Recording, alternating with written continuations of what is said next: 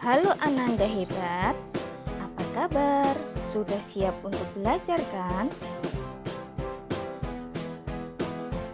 Hari ini kita akan belajar kelas 5, tema 5, ekosistem, subtema 3, keseimbangan ekosistem, pembelajaran 1. Dengan tujuan pembelajaran 1, dengan mengamati gambar yang ada, siswa mampu memahami dan menjelaskan hubungan antar makhluk hidup, menjelaskan perbedaan antara simbiosis parasitisme, komensalisme, dan mutualisme, dan menyimpulkan mengenai hubungan khas makhluk hidup secara benar. 2.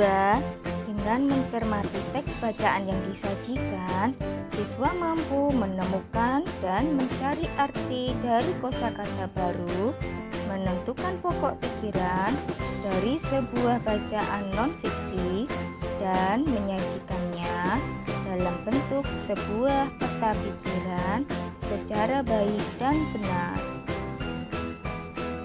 3. Dengan memahami peran antar makhluk hidup bagi kelangsungan hidup mereka di dalam sebuah ekosistem, siswa mampu membuat sebuah poster jaring-jaring makanan dari sebuah ekosistem, mempresentasikan hasil kerja mereka, dan menjelaskannya dengan percaya diri di depan kelas, dan membuat tulisan mengenai hubungan yang terjadi di dalam rantai makanan secara runtun. Ayo kita mulai belajar.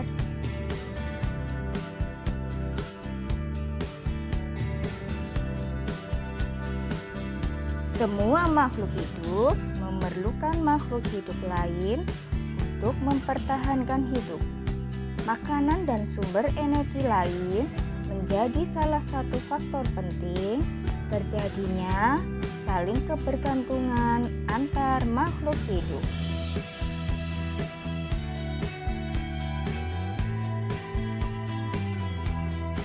Perhatikan gambar berikut ini. Bagaimana penjelasanmu mengenai hubungan simbiosis antara dua jenis makhluk hidup tersebut? Apa perbedaan antara simbiosis komensalisme, parasitisme, dan mutualisme? Kesimpulan apakah yang dapat kamu ambil dari hubungan khas antara dua jenis makhluk hidup tersebut? Simbiosis adalah semua jenis interaksi biologis jangka panjang dan dekat antara dua organisme biologis yang berbeda, atau bisa disebut hubungan timbal balik pada dua makhluk hidup berbeda. Simbiosis mutualisme adalah sebuah interaksi antara dua makhluk hidup yang menguntungkan kedua belah pihak. Simbiosis parasitisme adalah hubungan timbal balik yang terjadi pada dua komponen makhluk hidup, yang mana pada salah satu komponen makhluk hidup diuntungkan dan yang lainnya dirugikan. Simbiosis komensalisme adalah sebuah interaksi antara dua makhluk hidup yang menguntungkan salah satu organisme, sementara organisme lain tidak dirugikan dan tidak diuntungkan pula. Semua makhluk hidup memerlukan makhluk hidup lain untuk mempertahankan hidup.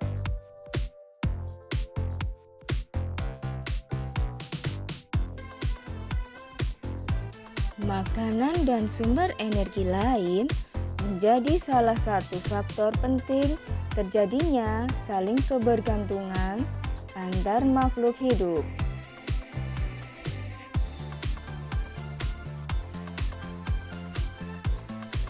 Bentuk ketergantungan antar makhluk hidup diperlihatkan dalam sebuah rantai makanan dan jaring-jaring makanan.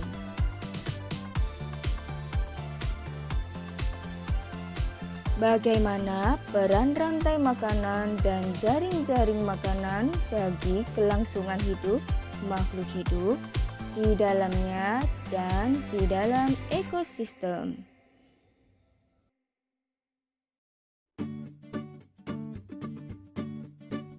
Mari membaca jaring-jaring makanan. Kebergantungan antar makhluk hidup dan lingkungannya menjadi bagian dari kehidupan di dalam sebuah ekosistem. Tumbuhan mendapatkan energi dari matahari. Hewan mendapatkan energi dari tumbuhan atau hewan lain yang memakan tumbuhan. Tumbuhan berhijau daun mampu membuat makanan sendiri. Makhluk hidup yang dapat membuat makanan sendiri disebut produsen. Banyak jenis makhluk hidup yang tidak dapat membuat makanan sendiri. Mereka mendapatkan energi dari makanan yang mereka makan. Makhluk hidup yang memakan makanan tanpa bisa membuat sendiri disebut konsumen. Beberapa jenis konsumen memakan tumbuhan. Konsumen ini dinamakan herbivore. Konsumen yang memakan hewan sebagai sumber energinya dinamakan karnivor.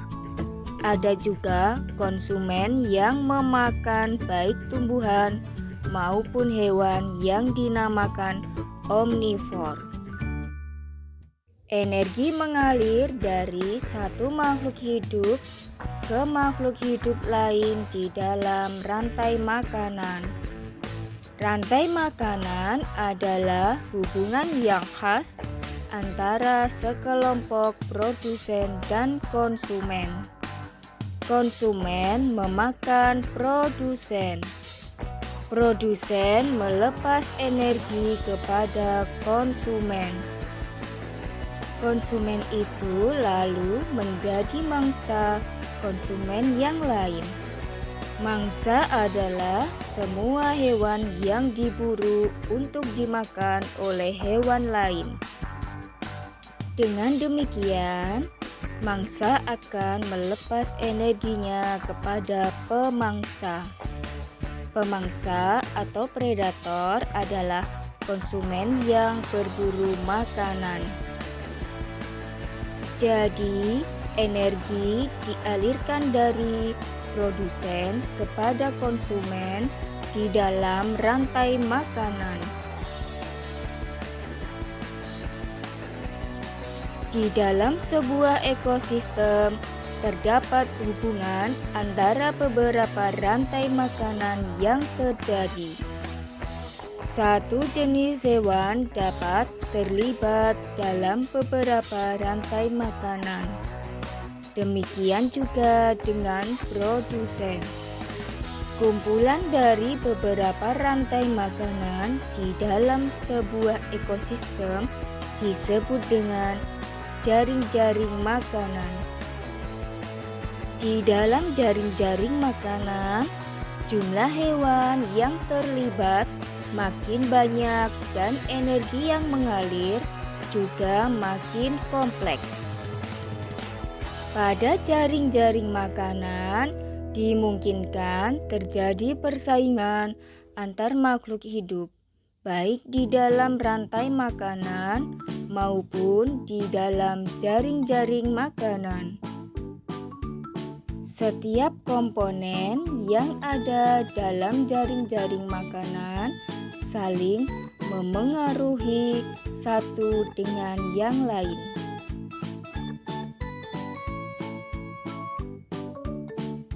Kosakata baru dalam bacaan tadi: ekosistem, energi, produsen, konsumen, herbivore, predator, kompleks, komponen, mangsa, karnivor, omnivor. Arti kosakata baru tadi kita cari di Kamus Besar Bahasa Indonesia. Ekosistem artinya keadaan khusus tempat komunitas suatu organisme hidup dan komponen organisme tidak hidup dari suatu lingkungan yang saling berinteraksi. Energi artinya daya kekuatan yang dapat digunakan untuk melakukan berbagai proses kegiatan. Misalnya dapat merupakan bagian suatu bahan atau tidak terikat pada bahan seperti sinar matahari, tenaga. Produsen artinya penghasil makanan. Konsumen artinya pemakai barang hasil produksi. Herbivore artinya hewan pemakan tumbuh-tumbuhan. Predator artinya binatang yang hidupnya dari memangsa hewan lain, hewan pemangsa hewan lain.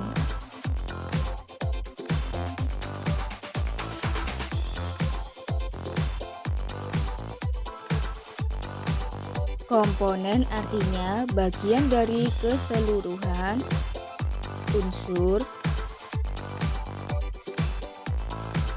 Mangsa artinya binatang yang menjadi makanan binatang buas. Karnivor artinya hewan pemakan daging seperti anjing, kucing. Omnivor artinya hewan pemakan hewan lain dan tumbuhan. Nah, Ananda hebat. Sekarang mari kita belajar membuat peta pikiran. Ini adalah contoh peta pikiran berdasarkan bacaan yang kita baca tadi. Nah, Ananda hebat, silahkan membuat sendiri ya. Berikut ini merupakan contoh gambar jaring-jaring makanan.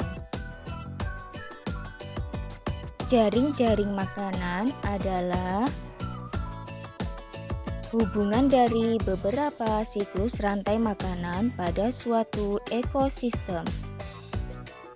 Fungsi jaring-jaring makanan di dalam sebuah ekosistem adalah untuk mengetahui interaksi antar spesies makhluk hidup dari beberapa rantai makanan pada suatu ekosistem. Ananda hebat, sekarang perhatikan gambar berikut ini. Apakah perbedaan antara rantai makanan dan jaring makanan?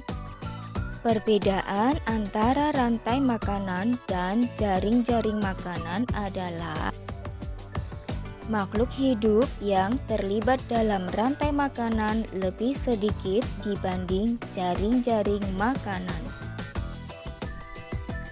Aliran energi pada rantai makanan terjadi dalam satu arah, sedangkan aliran energi pada jaring-jaring makanan terjadi dalam arah yang lebih kompleks. Ayo renungkan, kita telah mempelajari simbiosis, kosakata baru, pokok pikiran, jaring-jaring makanan. Untuk kegiatan di rumah, bersama dengan orang tuamu, temukan dan tentukan seekor hewan yang paling kamu sukai atau yang paling ingin kamu ketahui lebih banyak. Carilah gambar tentang hewan tersebut beserta dengan keterangan dan fakta menarik tentang hewan tersebut. Carilah informasi sebanyak-banyaknya tentang keterlibatan hewan tersebut dalam sebuah jaring-jaring makanan dalam ekosistem. Lalu, gambarlah pada sebuah kertas. Buatlah dengan rapi dan menarik, lengkap dengan informasi tentang jaring-jaring makanan yang melibatkan hewan tersebut. Terima kasih telah belajar bersama Bu Sri Indah Setiawati. Jaga kesehatan, patuhi protokol kesehatan, dan tetap semangat belajar dari rumah.